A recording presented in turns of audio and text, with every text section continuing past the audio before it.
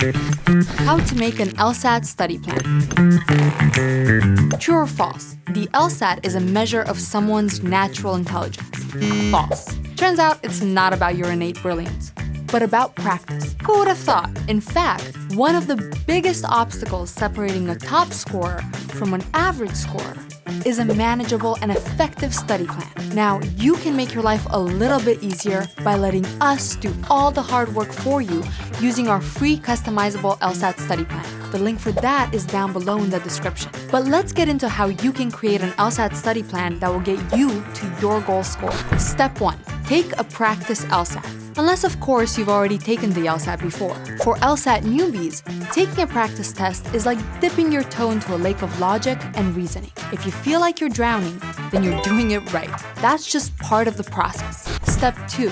Be honest about your schedule. The LSAT is a game of consistency, so you'll need to take an honest look at your life and see where, when, and how you'll fit in time for daily prep and practice. Don't burn yourself out. Remember, even Mercury isn't in retrograde 24/7. Step 3. Determine how long you have to prep. Taking the test next week?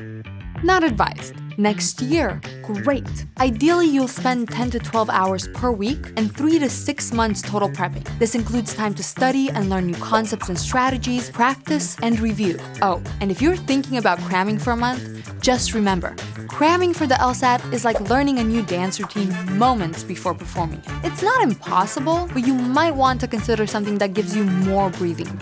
So to sum up, you'll need 1. To take a diagnostic test. 2. Figure out what days and times you'll dedicate to study. 3. Determine how long you actually have to study. And then make sure to schedule when you're going to take more practice LSAT exams and the days you're going to review them, preferably the day after. And finally, the day before the LSAT, make sure you give yourself time to do absolutely nothing. Don't do another practice test. Just sit back, relax, and pretend you're not about to face a test that could determine your future. It's fine, really. Remember, it's not about outsmarting Aristotle, the father of logic. It's about consistent effort and, well, not freaking out. Don't forget to subscribe for more LSAT advice. And as always, follow Blueprint Prep on social media for LSAT updates, tips, memes, and maybe even a sprinkle of logic.